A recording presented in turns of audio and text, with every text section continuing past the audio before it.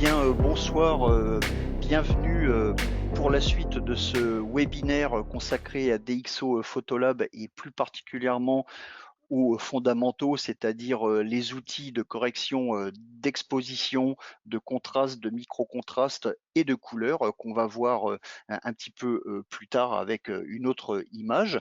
Donc on va reprendre un petit peu, les principes, de base qui vous permettent de travailler efficacement et rapidement, surtout sur vos, fichiers RAW. Alors on va changer, de, photo. Voilà, donc on est toujours, au même endroit, au milieu de l'estuaire de la Gironde, voilà, comme ceci. Alors cette photo présente un certain nombre de, problèmes. D'une part, il n'y a pas beaucoup d'informations dans le ciel, il n'y a pas beaucoup d'informations dans les flots et on a également un vert ici qui est un petit peu criard et je trouve que la chaise et le sol ici, tirent quand même pas mal, sur l'orange. Donc on va voir, ce qu'on peut faire avec, tous les outils à notre disposition.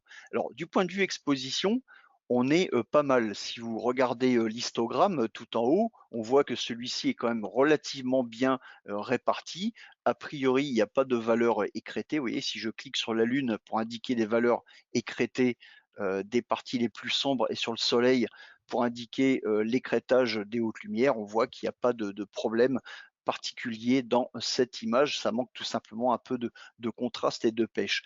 Alors, est-ce qu'on peut récupérer quelque chose dans le ciel avec le smart lighting? Alors, en mode léger, pour l'instant, on n'a pas récupéré grand-chose. On va comparer avec l'original. Vous voyez, donc l'image est même plus dense. L'image originale est un petit peu plus dense. Alors, comparez toujours avant-après pour juger un petit peu des corrections que vous pouvez faire sur vos photos. Alors, on va voir ce qu'on peut faire avec moyen, par exemple, comme ceci. Donc on voit qu'on éclaircit un petit peu la partie basse de l'image. Bon, très bien. Au niveau du ciel, on n'a pas beaucoup récupéré. On peut tenter la chance avec la mesure spot, comme vous le savez. Hein, je vais tracer simplement ici dans cette partie et vous voyez effectivement on récupère de l'information, mais on éclaircit également pas mal les parties basses de l'image et on obtient une espèce d'effet HDR et c'est pas ce qu'on va rechercher aujourd'hui. Donc je rebascule sur uniforme et je vais de nouveau tenter ma chance avec ce petit outil formidable DxO Clearview Plus qui pour moi justifie quasiment à lui tout seul l'achat et l'utilisation de DxO Photolab, donc c'est DxO Clearview Plus. Alors donc je vais tout simplement cliquer sur le petit interrupteur et là effectivement vous voyez c'est quand même spectaculaire, on récupère pas mal de détails dans le ciel et on a beaucoup plus de pêche au niveau du reste de l'image. Alors par contre, le problème ici, c'est que je vais laisser donc l'intensité de DxO Clearview Plus sur 50. Le seul truc, c'est que le vert de l'herbe est un petit peu trop fluo et l'orange ici est un petit peu trop présent à mon goût. Alors pas de souci, on va passer dans la palette couleurs et on va activer notre ami la DxO Color Wheel. Alors la DxO Color Wheel, vous en souvenez, est arrivée dans Photolab avec la version 3.0 il y a maintenant pas tout à fait un an. Et là, vous savez qu'on peut sélectionner un canal de couleur pour agir sur une couleur en particulier. Alors donc, ce qu'on va faire ici, on va cliquer sur le canal vert et on a la roue de couleur, donc la roue intérieure qui indique l'image, euh, qui indique pardon la couleur source et l'extérieur qui indique la couleur de destination. C'est-à-dire qu'on la lie en fait de l'intérieur vers l'extérieur, hein. N'oubliez pas ça. Donc là, en fait, on a sélectionné tout ce qui est vert dans la roue de couleur, c'est-à-dire de la fin du cyan jusqu'au début du jaune orange, comme ceci. Si on veut changer la couleur de la végétation, bah, aucun problème, on peut prendre la poignée extérieure et si je vais vers la droite, je la rends un petit peu plus jaune, comme ceci, jaune-orange, comme vous pouvez le voir dans la color wheel. Et si je vais vers la gauche, je la rends un petit peu plus verte et bien évidemment, vous pouvez voir que je n'affecte absolument pas le reste de l'image. Donc l'outil est particulièrement précis, mais je vais garder ce vert, je vais plutôt jouer sur sa saturation. Je vais la réduire légèrement avec le curseur saturation, voilà, pour que ce vert soit un peu moins flashy. et je vais réduire la luminance, c'est-à-dire la luminosité du vert, du canal vert tout simplement. Voilà, lui donner un petit peu de densité de cette manière-là. Et ensuite, pour réduire cette, forte dominante orangée, dans le bas de l'image, je clique sur le canal orange comme ceci, donc on voit que les oranges représentent, une portion de la roue de couleur, qui est beaucoup plus restreinte que les verts, hein. Donc on part en fait de la fin des verts et on arrive sur le début du rouge. Alors évidemment, on peut étendre la plage avec les poignées extérieures comme ceci. En fait, ici, on étend plutôt, l'effet de diffusion, la transition, et la plage de couleur, c'est avec les poignées intérieures, comme ceci. Et bien évidemment, on peut changer la couleur de l'orange avec la poignée extérieure. Vous voyez, si je vais vers les rouges, eh bien mon image, enfin la partie basse de l'image devient rouge, et dans l'autre sens, évidemment, ça va devenir jaune, puis de plus en plus vert comme ceci. Voilà, donc ici, le but pour moi, tout simplement, c'est de réduire cette dominante orange. Donc je prends mon curseur saturation, vous voyez, je réduis, je réduis, je réduis pour retrouver une couleur terre, et je vais donner un petit peu plus de densité avec le curseur luminance de la même manière. Donc voilà le résultat. On va comparer par rapport à l'image avant traitement de la couleur, donc juste ce qu'a fait le Smart Lighting et Clearview. Donc je vais éteindre la sous-palette TSL comme ceci. Donc ça, c'était les couleurs avant et les couleurs après. Et maintenant, si on compare à l'image originale, donc voilà l'image de départ et l'image d'arrivée. Donc on a des ombres qui sont débouchées, on a du détail dans le ciel, on a un vert qui est correct, on n'a pas de forte dominante orange, donc on trouve une image avec un rendu qui reste naturel, même s'il y a eu pas mal de manipulations derrière. On va changer d'exemple encore. Cette fois, on va se retrouver avec un petit peu de soleil. Alors vous voyez, donc l'image est quand même assez plate ici. Vous voyez, bah, il faisait beau, mais bon, c'est même à la limite l'original est un peu moins plat, mais ça c'est également dû au vignettage qui assombrit une partie, enfin les bords de l'image tout au moins.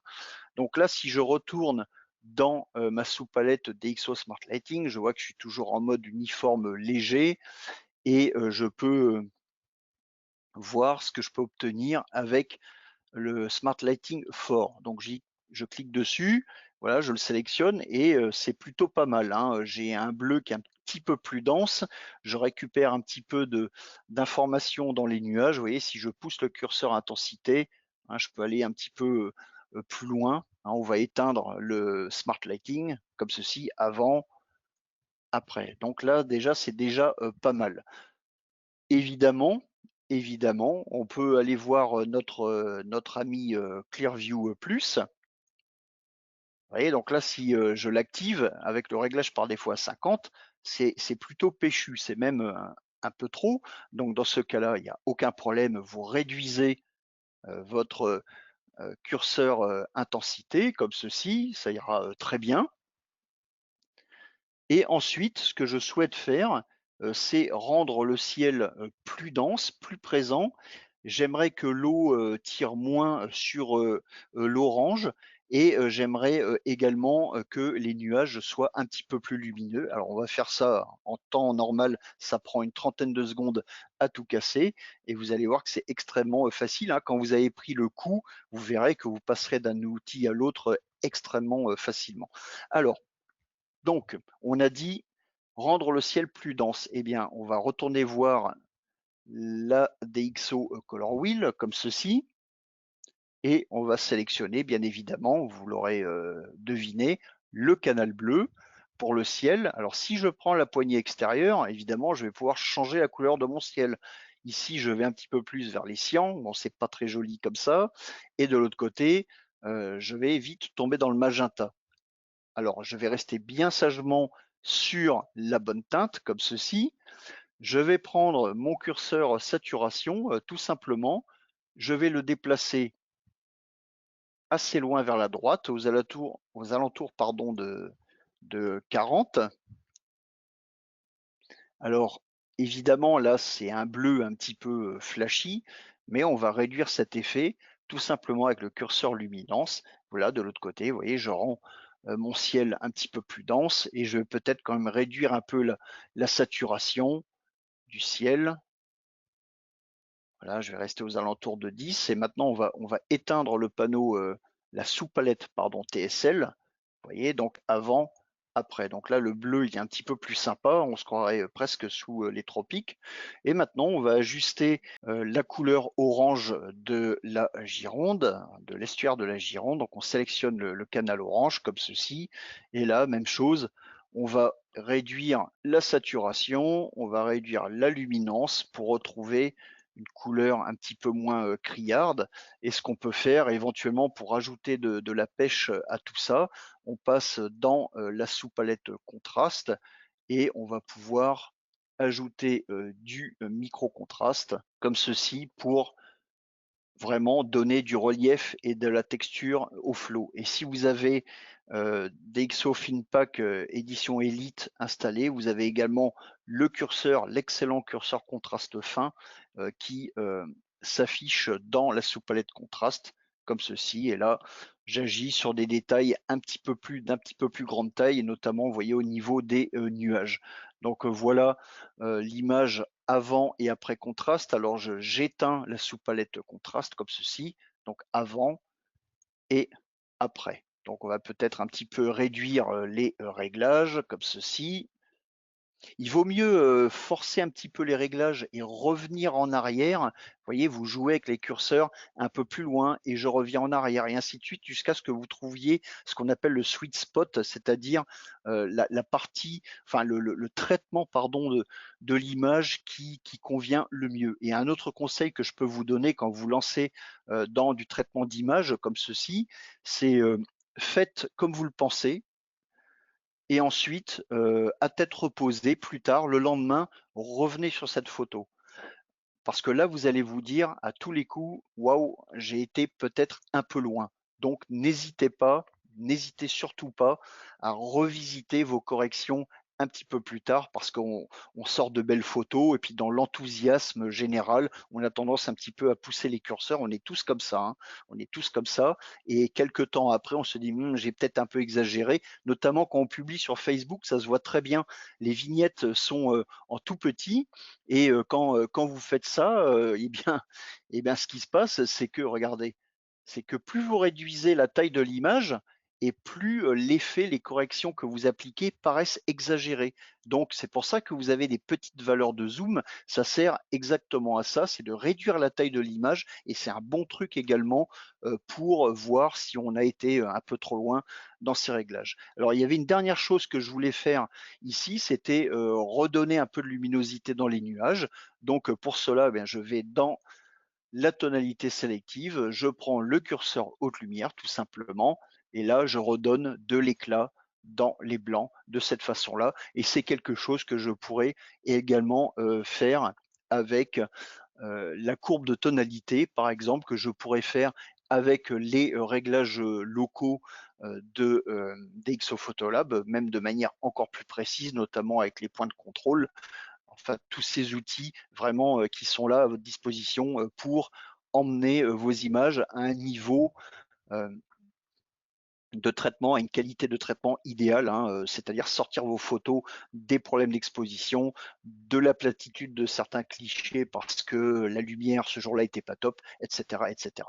Donc voilà pour ce webinaire donc sur les fondamentaux de correction, d'exposition, de luminosité, de contraste, de couleur avec DxO Photolab.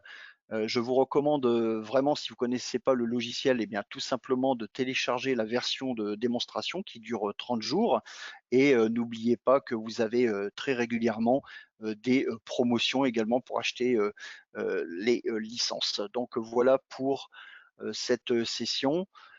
Et je vous remercie d'avoir bien voulu suivre mes explications et je vous dis à la semaine prochaine puisqu'on va également parler encore de Photolab et d'autres fondamentaux. Donc merci à vous